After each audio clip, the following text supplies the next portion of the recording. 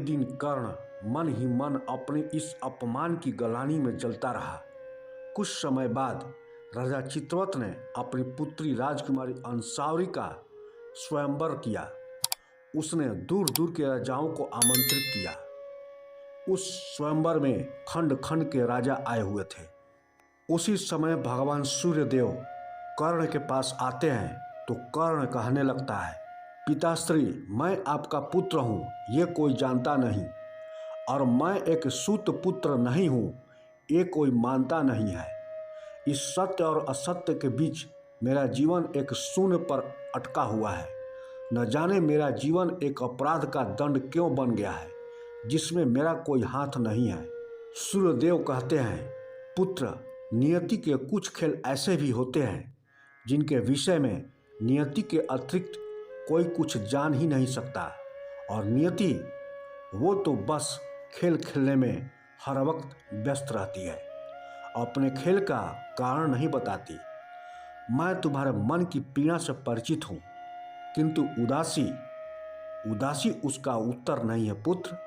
कर्ण कहता है, तो फिर उसका उत्तर क्या है पिताश्री?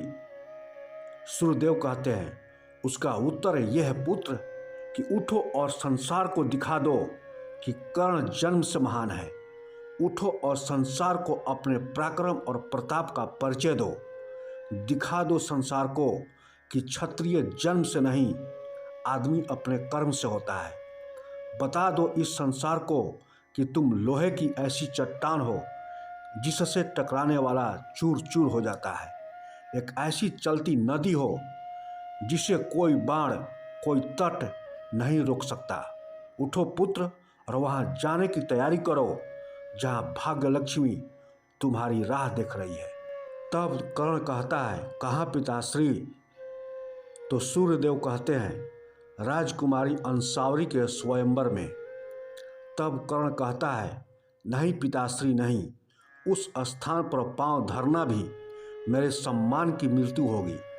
कोई संबंध नहीं रहा मेरा अंसावरी के साथ। मैं तो उसका मुंह देखना भी अपने नेत्रों का अपमान समझता हूँ। मैं नहीं जाऊँगा वहाँ। मैं उस प्रेम, उस स्नेह, उस भावना से नाता तोड़कर आया हूँ पिताश्री, और वैसे भी अब क्या रह गया वहाँ। तब सूर्यदेव कहते हैं, नवीन जीवन। हाँ पुत्र, विधि जब कोई कहानी लिखती है तो वह एक मोड़ पर जाकर समाप्त नहीं हो जाती। उसके कई मोड़, कई रास्ते होते हैं। वो नियति जिसने तुम्हारे जीवन को कई ग्रह लगा रखा है, वो तुम्हारे लिए नए जीवन का संदेश लेकर अंसावरी के स्वयंवर में प्रतीक्षा कर रही है। समय की इस पुकार को तुम अनसुनी नहीं कर सकते पुत्र। तुम्हें अंसावरी के स्वयंवर में जाना होगा। समय बहुत कम रह गया है पुत्र। स्वयंवर का मुहूर्त तुम्हारी राह देख रहा है। जब राजा चित्रवत कर्ण को अंसावरी के स्वयंवर में देखते हैं तो देखते ही कहते हैं, तुम्हारा इस शुभ अवसर पर यहाँ आने का साहस कैसे हुआ अंगराज कर्ण? तब कर्ण कहता है, मैं इस स्वयंवर में भाग लेने आया हूँ।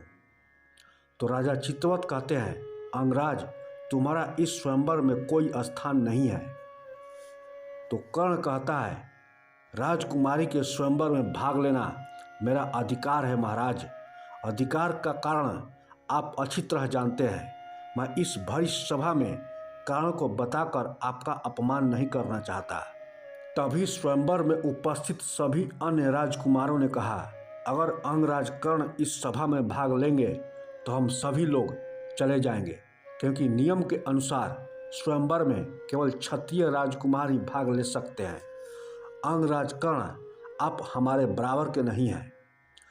तब कर्ण ने कहा, तुमने ठीक कहा मित्र, मैं तुम्हारे बराबर का नहीं हूँ, किंतु जिस स्थान पर मैं खड़ा हूँ वहाँ से तुम लोग तुच्छ कीड़े की भांति दिखाई दे रहे हो। तब राजा चित्रवत ने कहा, तुम हमारे अतिथि राजकुमारों का अपमान कर रहे हो अंगराज कर्ण।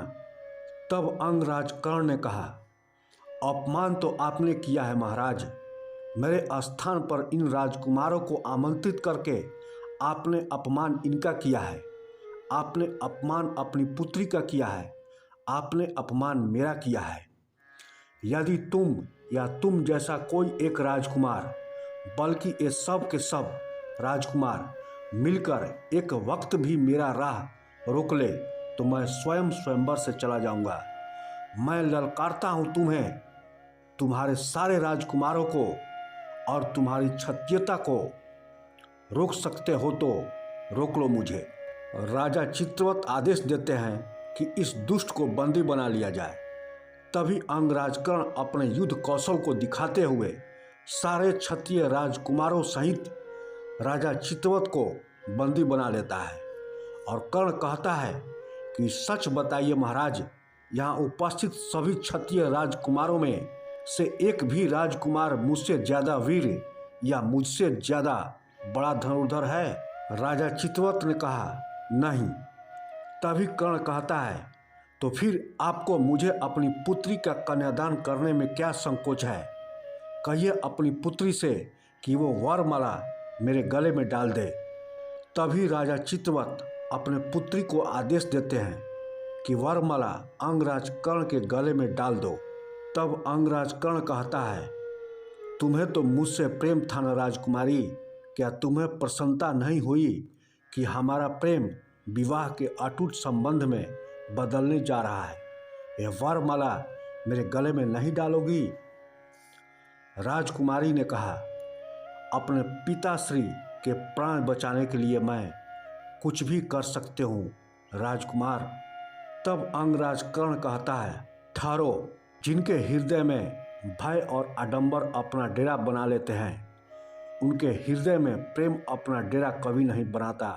राजकुमारी अंसावरी, मैं सच्चे प्रेम और वासना का अंतर जान चुका हूँ और ये भी जान चुका हूँ कि सच्चा प्रेम किसके हृदय में बस रहा है। तभी कर्ण निकट खड़ी पदावती के पास जाता है और कहता है, पदावती, क्या तुम मुझसे विवाह करोगी? पदावती ने कहा, हाँ, विवाह करूंगी। तभी कर्ण वरमाला अंसावरी के हाथ से छीनकर पदावती को देता है और पदावती कर्ण को वरमाला पहना देती है। तभी अंगराज कर्ण कहता है, मैं इस भरी राजसभा में ये घोषित करता हूँ कि मैं सुत कन्या धूमसेन की पुत्री पदावती को अपनी पत्नी स्वीकार कर लिया। और फिर कर्ण कहता है, महाराज चित्रवत, अब आप अपनी कन्या का स्वयंवर रचाने के लिए स्वतंत्र हैं। इस तरह कर्ण पदावती को लेकर चला जाता है और पदावती के सच्चे प्रेम की जीत होती है। दोस्तों, इस कहानी से हमें शिक्षा मिलती है कि कर्म से आदमी महान होता है, ऊंच जाति या धर्म से नहीं। दोस्तों, वीडियो अच्छी लगे तो लाइक करें और शेयर करें।